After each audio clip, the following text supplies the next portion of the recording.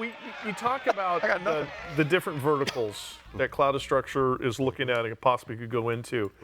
My mom grew up in a one stoplight town, Hardington, Nebraska. And I still think they have one stoplight. But have municipalities reached out? Anything like that? Or is that like police departments, sheriff departments, things like that? Or is that just too big of a different monster that Cloudastructure wants to look at? Yeah, Lauren? why don't you start? Well, right? you know, we assessed vertical markets a few years ago when we landed on multifamily. We're going into places where it's not super crowded and where our technology really shines.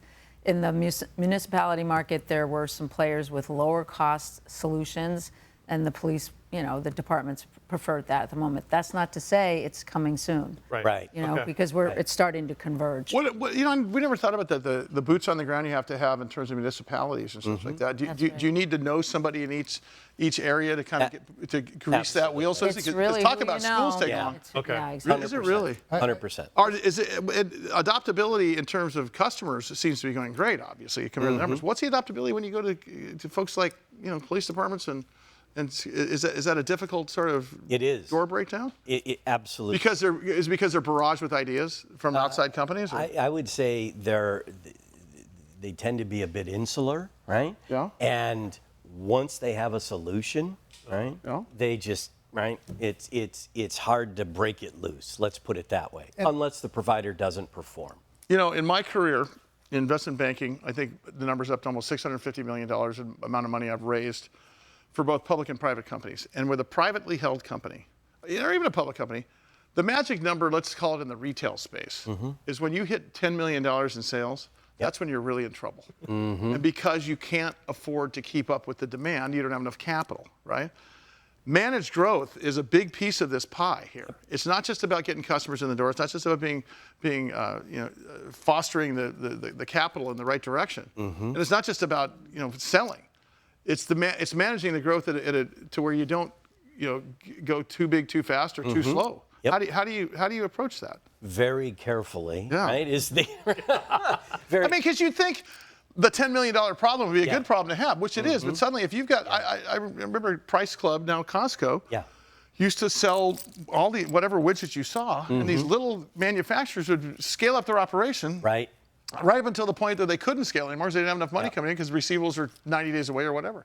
That's got to be a tough one for you guys. It's an interesting question. It's a very interesting question. What I would say is this, Sully.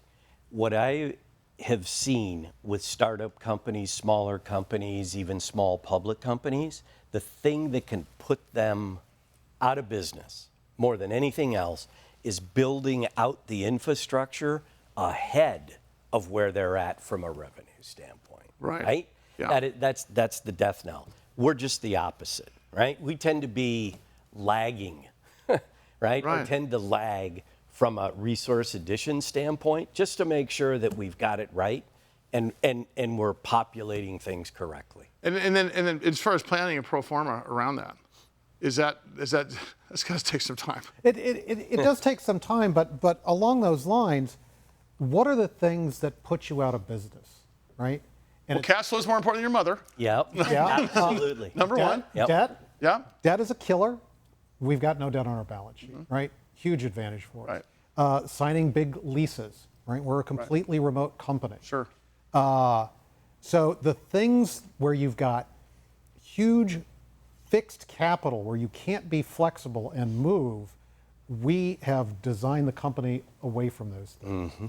And gives us the flexibility and the ability to move with the markets and spend our money where it really matters, as opposed to big office space that people aren't in anymore. Sure. Right. So, but it does take a lot of planning, and as we grow, it's the hiring and the managing of that is something we deal with every day. And if I might, being flexible is a key component as well, right? We can't disclose what our revenue plan is for this year, other than it's more than 2025, right? And there's a whole series of assumptions, right, that go into that plan. I can guarantee one thing. At the end of 2026, when we achieve or exceed our plan, all those little components that went into it will look completely different. Interesting. Right? Because we'll adjust on the fly. We do it all the time. And I figured because of the server space you guys got to have, you got to spend a big amount of money on lease space in Iceland. Yeah. Who's in charge of the sales team? Who is that? You. So how do you need to deploy more salespeople as the market gets bigger, or is it just? Is the fastest growing area of the business. No kidding. Yes, Absolutely. And how do you find those people? Well, we look for folks. I mean, Mike can sell. Hey, send them our way. Yeah, exactly. He can sell ketchup to. Hey, you want to be safe? I mean, Mike can sell ketchup to a guy wearing a white T-shirt. Exactly. I mean, that's pretty. But is it a very specific? Yeah, the key way to is sell? the key is finding people that have the relationships with the decision makers. Yeah. Not necessarily having a security surveillance Yeah, background. you got to collide with who decides. Yeah. Yep. Exactly. You do. The other part of this thing is, I remember way back during college, I worked for an alarm company, and I was an alarm sales guy at age 19 years old, whatever that meant. But then you had the sales department, you had management, sales department, then you had the installation guys. Yeah. What is that called in your group? Is Implementation. That implementation? Yeah, right. We've never talked about that much. What does that look like? So we have an A team on the implementation team, and given where we were a few years ago, I mean, it's just incredible what they're doing. But it's people who are savvy that can work with the installers to make sure that the installation goes as planned. And sometimes Absolutely. we have a 1 week installation, and sometimes we have a 1 month. Is there an installer network, so to speak, Yes. like you have? Yes. Yeah, absolutely. Yep. Because there has to be. It's got to be nationwide too. Yep. Yep, And we only go with the ones we trust and that we know can work well for the customer. As far as what your AI is doing and how many different, I mean, what's the number that they're looking at? As far as How many million how many videos a day. is it Yeah. 9 million videos a Yeah, day? yeah. Okay. Yeah. And growing. Yeah. Okay. Does Cloudastructure though have a central hub somewhere where somebody is in front of that array, or is looking at what the AI is looking at to then act upon if something is taken to the next level? Well, that's the remote guards. Is the remote guards? Those are Okay. the remote All right. guards, right? And The they AI is. they can be anywhere. They could They're be spread out. anywhere, Oh, okay, gotcha. Right? Yeah. All right. Right? Yeah. I mean, we do have a team And a located in hub. one, but they can be anywhere, right? And as we grow, we will expand where those folks are. Yeah.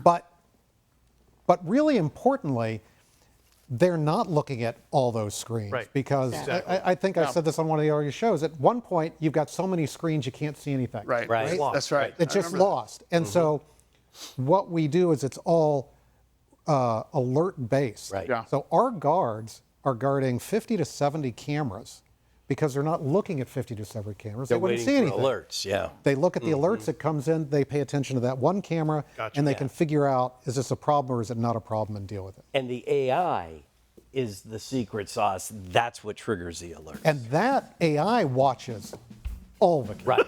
Right. That's the Yeah. right. That's the mother-in-law. It's actually what it's named. James McCormick, Greg Smitherman, Lauren O'Brien, Cloudastructure Inc., CSAI is the ticker symbol. Also, cloudastructure.com. Wait a is second. the Let's website. talk about the podcast where people can see. You can see the podcast every single place. Yep. Spreaker, iHeartRadio, Spotify. What is the name? Is it called the AI Cloud? perimeter. It's what's it? AI perimeter. AI Perimeter. Look out.